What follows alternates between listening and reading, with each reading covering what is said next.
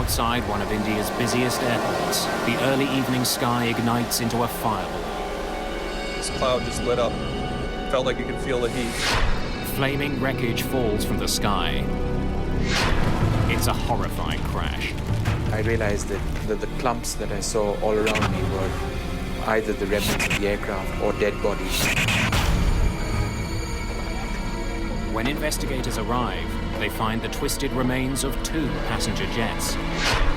349 people are dead. Vital clues are buried deep underground. Investigators must piece together the day's events. Saudi 763 will maintain 140. Kazakh 1907, now reach 150. How had 2 crews that should have known each other's positions ended up in the world's deadliest mid-air collision?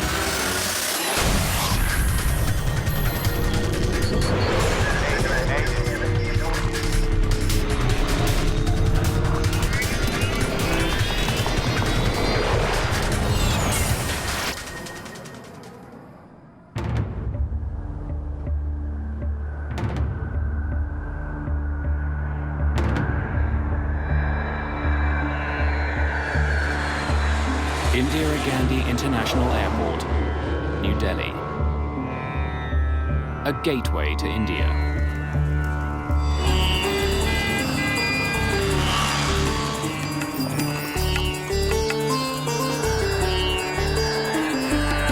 November the 12th, 1996. Busy? Air traffic controller VK Dutta arrives for the late afternoon shift. There was a ward supervisory officer. There was one person who was sitting beside me and he was assisting me. And the things were all normal. But normal at Indira Gandhi doesn't mean calm. This is becoming one of the most congested airports in the world. In 1990, the government of India signed open skies agreements with several different countries. Those pacts have made it easier for foreign airlines to land at Indian airports. Many airlines are taking advantage of the new policy. The open sky policy acted as a catalyst in the air traffic growth. The volume of traffic grew from, I believe, 175 movement a day to around 225 movement a day. Just past 6 o'clock, Saudi-Arabian Airlines Flight 763 takes off into the sunset. Gear up. Gear up. Clear on left. Captain Khalid Al-Shabaili powers the Boeing 747 away from the runway. His co-pilot, Nazir Khan, handles all radio communication. There are 289 passengers on board. Many are Indian workers returning to their jobs in the Middle East. Saudi 763, airborne 03, contact radar 127.9. While Flight 763 was on the runway, its movements were tracked and directed by an air traffic controller in the airport's tower. 279, good day. But shortly after the plane takes off, the tower passes the pilots over to approach controller VK Dutta, who's in another room at the airport. Approach controllers at Indira Gandhi guide planes through the airspace beyond the runways. They're in charge of all arriving and departing flights within 110 kilometers. The approach controller normally is responsible for arrival and departures of the aircraft, which are coming in. They are safely and expeditiously, they are brought to the final approach. Tonight, Dutta is controlling 5 flights. Some of these are leaving the airport, while others are coming in. His task is to keep those planes spaced safely apart, but not so far apart as to cause any delays. Saudi 763 approaching flight level 100. Roger, climb, flight level 140. Clear to climb 140, Saudi 763. This evening, a United States Air Force cargo plane is coming in for a landing. Even though it's an Air Force jet, this flight is Dutter's responsibility. I think we probably had 3 or 4 back and forths with the controller where he was verifying our altitude or checking on our altitude, telling us about other traffic in the vicinity. Saudi 763 approaching 140 for higher. Saudi Flight 763 reaches its last assigned altitude of 14,000 feet. The pilots request permission to fly higher. Roger, maintain flight level 140. Stand by for higher. In order to coordinate incoming and outgoing traffic, Dutter wants the Saudi flight to stop climbing. Saudi 763 will maintain 140. Dutter is concerned with another plane, now flying east for a landing at Indira Gandhi Airport. It's a passenger jet operated by Kazakstan Airlines. The Ilyushin 76 is a massive Russian plane. Originally built for the military, a modified version is now widely used as a commercial airliner. Dutter wants it to pass over top of the Saudi flight before landing. After that, he'll let the Saudis continue their climb. They were supposed to cross maintaining 1,000 feet of separation. Kazakh 1907, now reaching 150, 46 miles from Delta Papa November. Roger, maintain flight level 150. Identify traffic 12 o'clock reciprocal, Saudi Boeing 747. Dutter doesn't want the Kazakh flight to be surprised to see the Saudi jet. Since planes don't have radar to track other aircraft, they rely on controllers to warn them about other planes nearby. Maintaining 150, Kazakh 1907, will report. How many miles? All pilots tuned to the approach control radio frequency are able to hear one another as they communicate with the ground. How many miles? 8 miles now.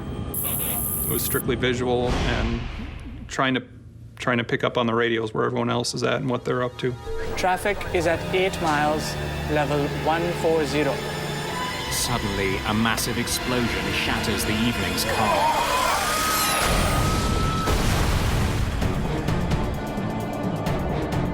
All at once, out of the right side of the window, right side of the cockpit, this cloud just lit up. Those missiles? To my mind's eye, there were missiles kind of corkscrewing, picking up speed was what they looked like, and they looked like they were coming right at us. And we actually started veering the aircraft away before it became apparent that they weren't coming at us.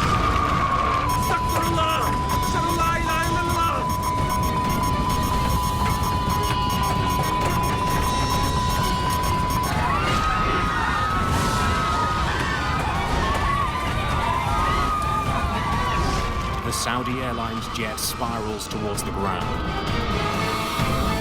Delhi, this is 1815. 1815, say again? Got on the radio right away, called the controller. We saw something that looks like a big explosion. Then it struck to me that something has gone wrong.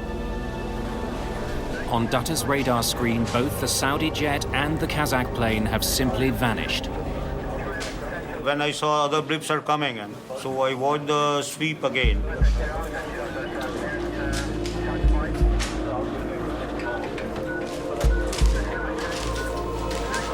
But they were not there at all.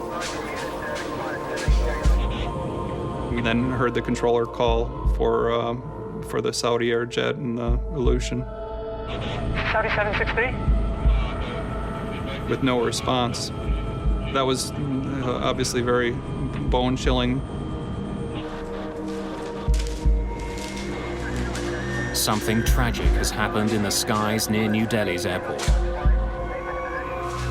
VK Dutter is about to become the target of an investigation into one of the deadliest plane crashes of all time. Kazakh 1907, report your position.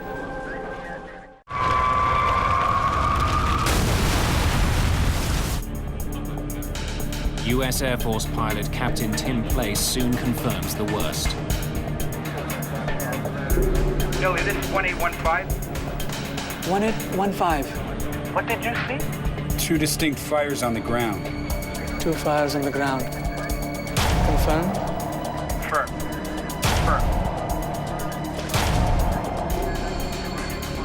Roger. My senior came to me, so I told him the accident happened.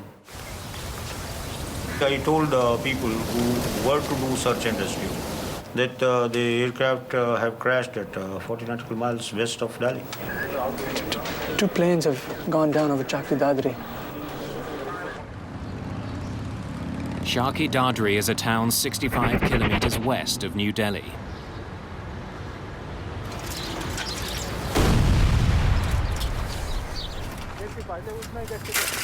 Its mustard and grain fields are now burning with the twisted wreckage of 2 ruined airplanes. I was told that there's been a mid-air collision. Apparently there's a jumbo jet which may be involved, and why don't you just head out?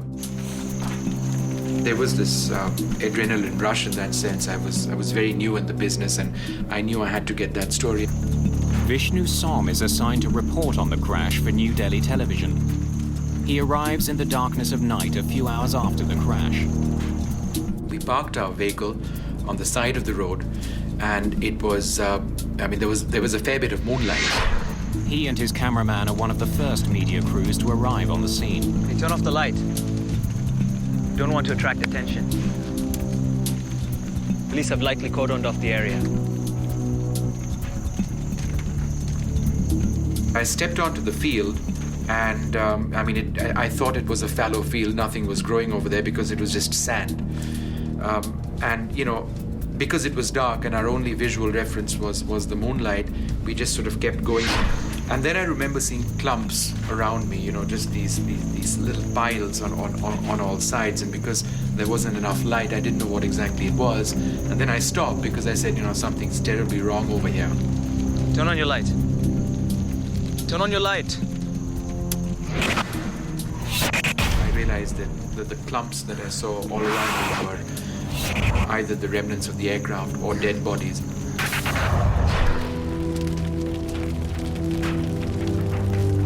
As night turns to day, hope of finding any survivors fades. None of the passengers aboard either plane has survived. 349 people are dead. It's the worst mid-air collision of all time. News of the crash spreads around the world. What remains clear is that there was more than one set of factors that might have resulted in the collision. We have 2 very separate wreckage fields. Captain KPS Nair is one of the first investigators on the scene.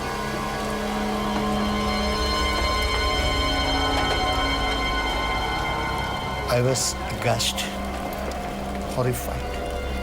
I can't explain it because I have not seen anything like that before. It is something which I can't explain. The Kazakh flight and the Saudi Airlines jet have fallen 7 kilometers from each other. Investigators have 2 separate crash sites to examine, but they know one cause will explain both accidents. It's unlike a single aircraft falling somewhere. 2 large-bodied aircraft colliding each other in the sky. There are different causes. How had 2 planes that were supposed to be 1,000 feet apart collided? Investigators consider 3 possibilities. An error on the part of the air traffic controller, an error by one of the crews, or the failure of an instrument on one of the planes. They hope the mangled wreckage will hold the clues they need. Their first priority is to find the black boxes from both planes. They record cockpit conversations along with critical data about the flight, like its altitude, speed, and heading. although fire has ravaged the wreck sites. The black boxes from both planes are found on the first day of the investigation.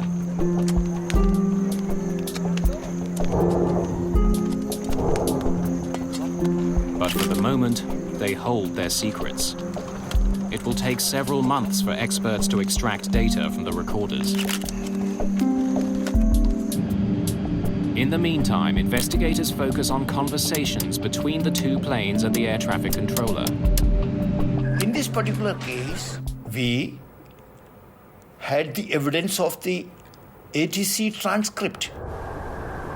Without onboard radar, the planes around Delhi's airport rely on air traffic controllers to guide them.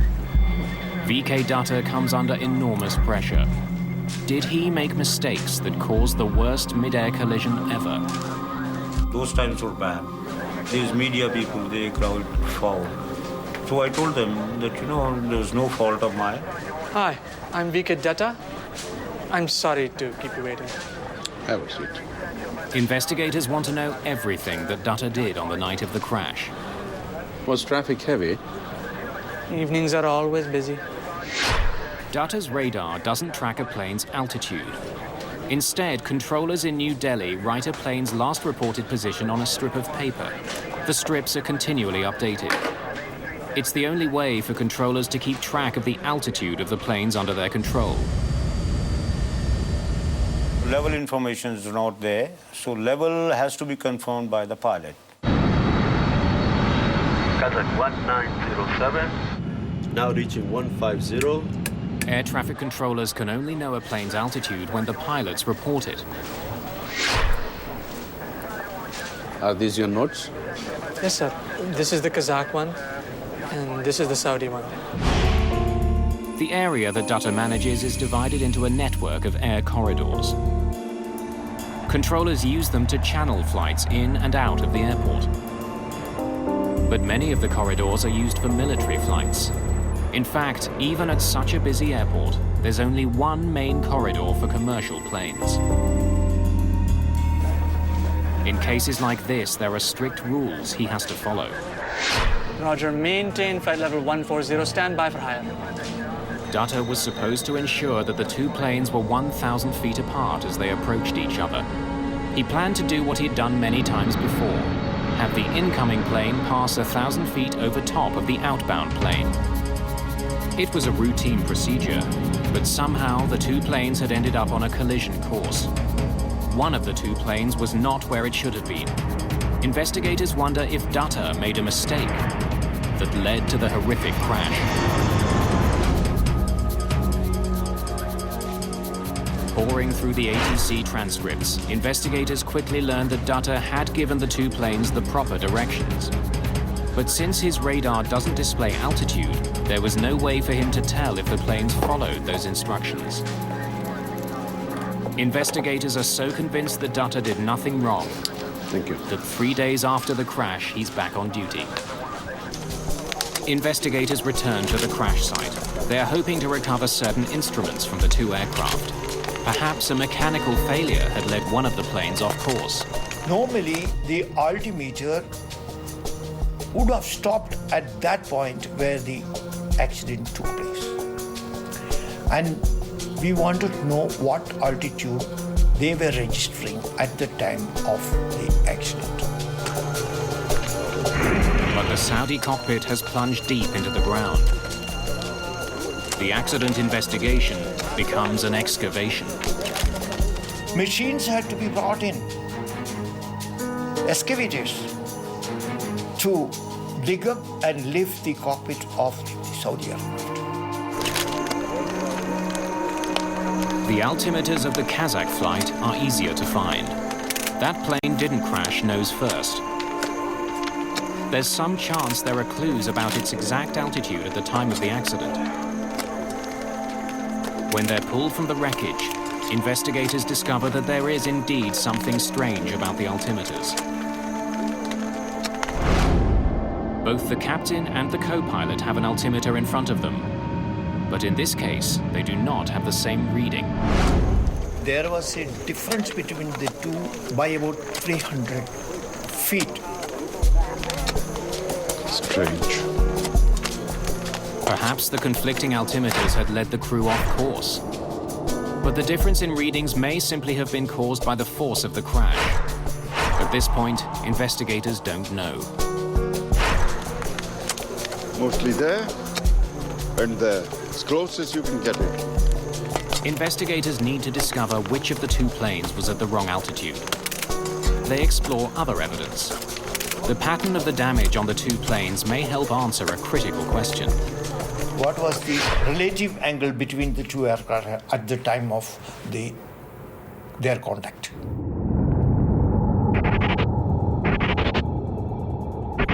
Most of the pieces from the two planes are kilometers apart, but a large section of the tail from the Saudi aircraft is found near the beginning of the debris field.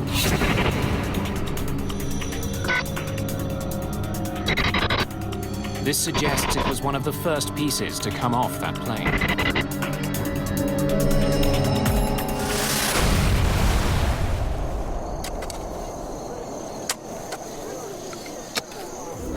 The tail of the Kazakh plane appears to have pierced through the left wing of the Saudi jet. If that's the case, the Kazakh flight hadn't been above the Saudi jet when they collided, as air traffic controllers thought. It must have been below it. It's a puzzling discovery that adds to the mystery. Investigators still don't know which plane was in the wrong airspace. What they do know is that once the two planes hit, there was no hope for either crew.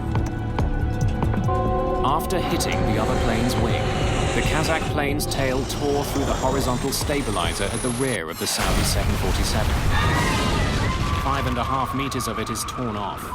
Without it, the Saudi crew can't control their plane. The result is the aircraft goes into uncontrollable spiral. And in this particular case, if I would say both the aircraft had got into that situation.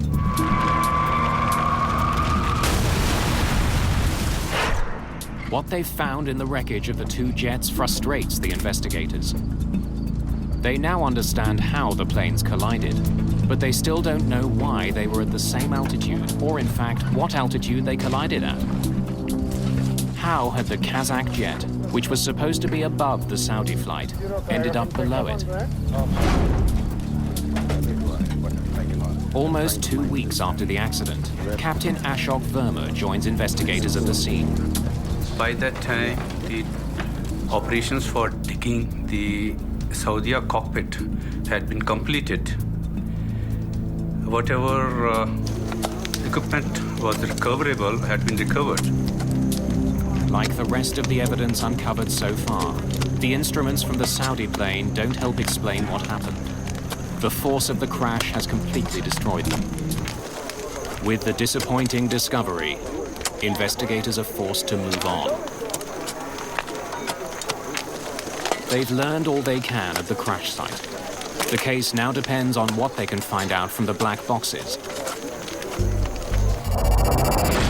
Investigators hope that somewhere on the cockpit recordings or buried in the flight data are the clues they need. Where were the planes when they collided? And how had they ended up on a deadly collision course? Get to the 150, is at the 140. Start to go!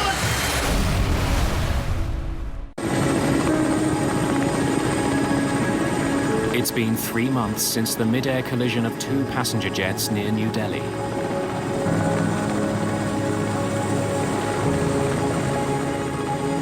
Investigators have been frustrated by a lack of conclusive evidence. They hope the plane's black boxes will help them solve the case. In order to avoid any suggestion of bias, the boxes from the Saudi flight are being analyzed in England.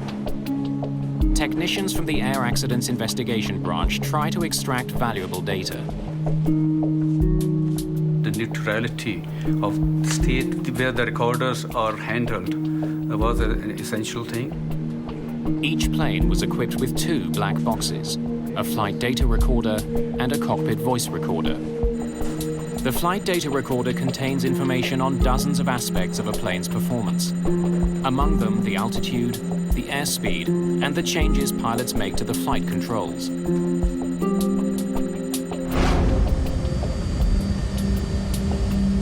cockpit voice recorder picks up all the conversations in the cockpit. 279, good day.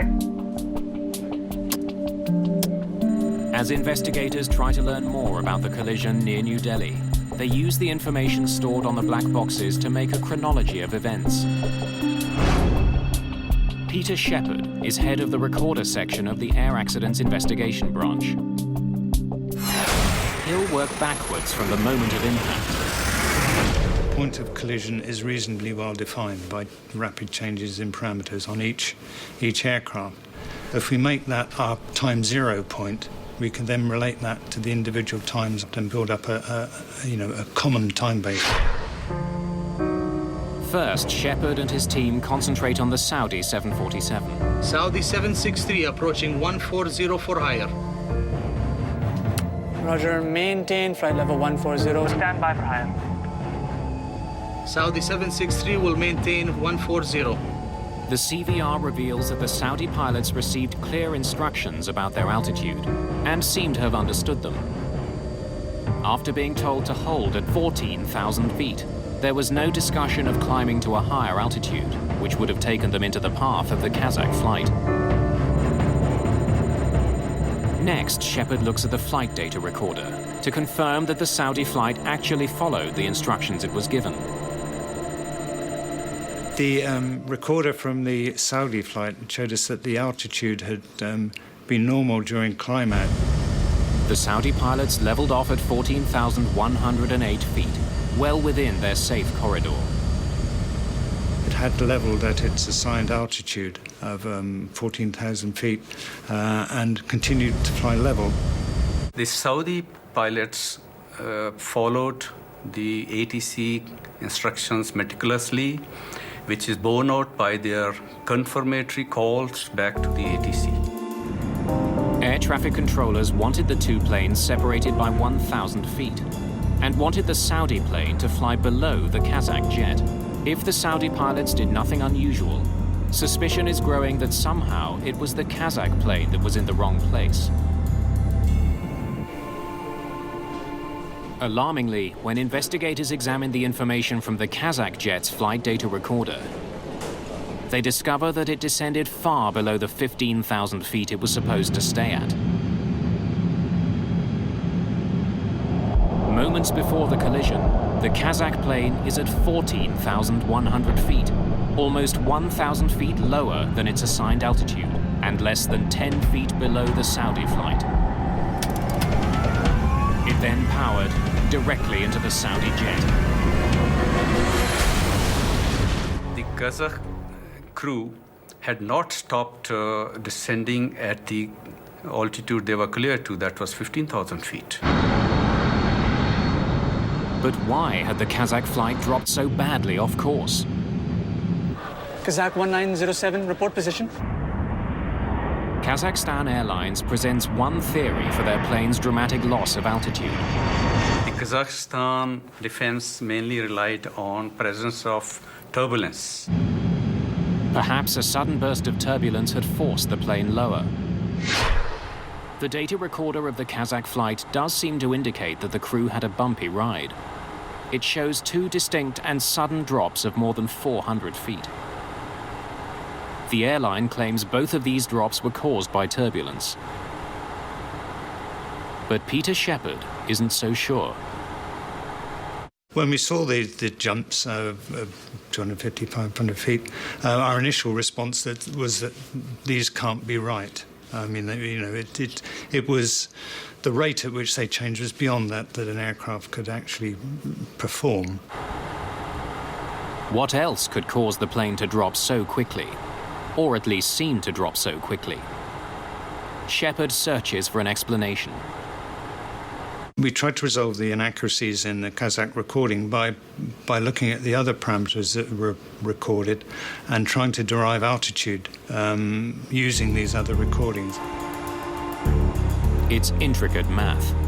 By using information including the speed and rate of descent from the flight data recorder, Shepard determines that the plane was on a steady downward approach.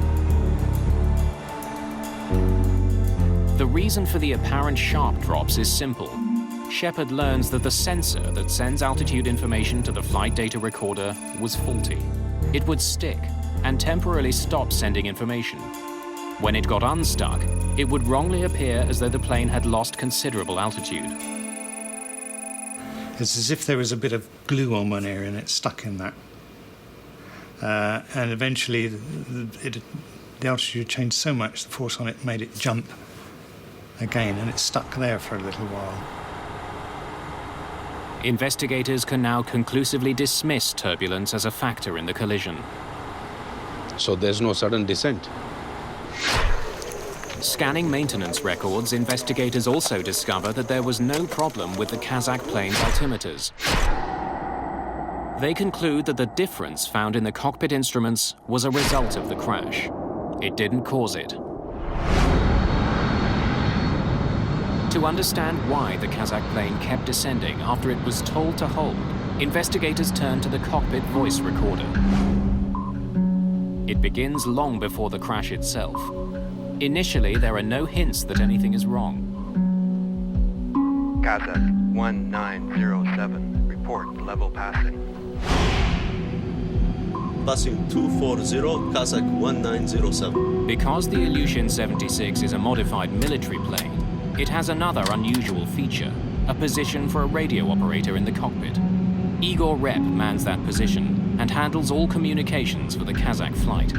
Roger, over to Delhi approach 127.9. 127.9, bye-bye, Kazakh 1907. As the aircraft nears the airport, Rep gets in touch with approach controller Dutta. Delhi approach, good evening. Kazakh 1907. Passing 230 to 180. I told Kazakh to descend and maintain flight level 150. That is 15,000 feet. Roger, Kazakh 1907. Descend, flight level 150. Report reaching. 1,000 feet vertical separation is sufficient, and that was granted to the two aircraft. Kazakh 1907, now reach 150. The Kazakhstan radio operator had at one time stated reaching flight level 150. It's just 1 minute before the impact. And at this point, the Kazakh plane appears to be right where it's supposed to be. 1,000 feet higher than the Saudi plane. But investigators know that instead of leveling off, the plane continued to descend. This is where the trouble starts. As investigators compare the flight data information to the cockpit voice, they notice something disturbing. Kazakh 1907, now reach 150. When Rep calls out that they've descended to 15,000 feet, he's actually over 1,000 feet higher than he thinks he is.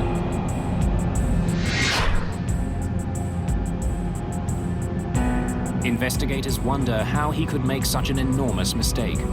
Why would he say he was at 15,000 feet, when in fact he was at 16,000? They consider the layout of the cockpit. A radio operator does not have its independent altimeter. There are two metric altimeters fitted in front of one each in front of the pilots. With some effort, the radio operator could also see this. Whatever the reason, Rep is mistaken about his plane's height, and he's the only one in contact with the ground. Despite being told to remain at 15,000 feet, the plane continues to descend. As it does, Dutta issues a warning to the Kazakh pilots. Identified traffic, 12 o'clock reciprocal, Saudi Boeing 747 and 10 miles. Likely to cross in another 5 miles. Report if in sight. He tells them to watch out for the Saudi flight, but the Kazakh jet just keeps flying lower. Ahead. Ahead. Just before the crash, Igor Rep seems to have recognized that the plane is now flying dangerously low. But his warning doesn't come in time. Keep the 150. Do not descend. Accelerate, on you. The cockpit voice recorder proves what investigators found in the flight data. At the time of the crash, the Kazakh jet was trying desperately to get back on course. Get to the 150 because of the 140. Stop the one! But investigators are still puzzled. Why had the Kazakh plane kept descending? After ruling out controller's error, ruling out the mechanical failure, you have to go further into details of human behavior during the operation of a flight. Verma now listens more closely to the cockpit voice recorder, looking for an indication that the crew misunderstood their instructions. Had a language barrier caused the crash? How many miles? Traffic is at 8 miles, level 140. Did the Kazakh pilots confuse their own altitude with that allocated to the Saudi aircraft? Report, 8 miles. Verma finds that members of this crew weren't communicating clearly with each other. Igor Rep was responsible for communication with the ground, but there's no indication that the pilot and co-pilot were listening to his instructions. Switch on, engine inlet heating.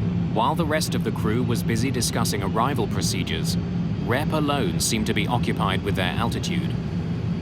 Now looking, 1907. It is a usual practice that the briefing for the arrival is completed before start of descent, so that all crew can pay full attention to the radio.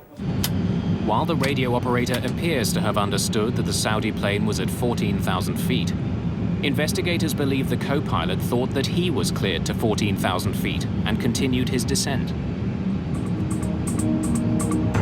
Hold the level! What level were we given?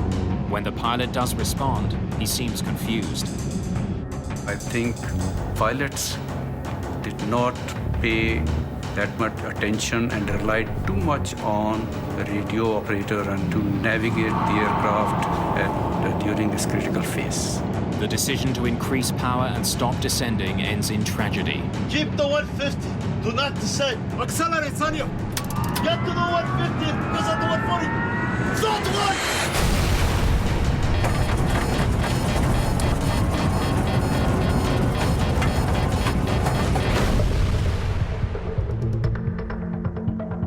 The final report points a finger squarely at the crew of the Kazakh plane. In the wrong place at the wrong time, a simple misunderstanding led to the deaths of 349 people. The investigation concluded that the primary cause of this mid-air collision was non-adherence to the authorized altitude allocated to the Kazakhstan aircraft. Investigators are confident they know what caused the worst mid-air collision in aviation history. But there are steps they want the industry to take to help make Indira Gandhi Airport safer. What they find is that the technology that could have prevented this accident was already at the airport. 763. Investigators have determined that poor cockpit communication and a simple misunderstanding caused a devastating accident which killed almost 350 people. But technology existed that could have helped avoid this accident. Systems that would have helped both the pilots in the air and the controllers on the ground. Investigators are especially critical of the radar that was being used in New Delhi. Air traffic controllers did rely on fairly outdated technology at that stage. There wasn't any secondary radar available at Delhi Airport. There was only an old primary radar. Primary radar sends out radio signals to locate airplanes in the sky. The signal bounces off the plane and back to a dish on the ground. It reads a plane's position, but not its altitude. The primary radar gives you 2D picture. Secondary radar works differently. A transponder aboard an aircraft sends a message to the ground with key information about the flight, including its altitude. Saudi 763 approaching flight level 100. Roger, climb, flight level 140. On the day of the collision, approach controller VK Dutta could only rely on what the crews told him about their aircraft's altitudes. Kazakh 1907. Now reach 150. The Kazakh radio operator said that they were flying at 15,000 feet, but Dutta had no way to confirm that. If he had known the Kazakh flight's actual altitude, he could have diverted the Saudi flight from its path.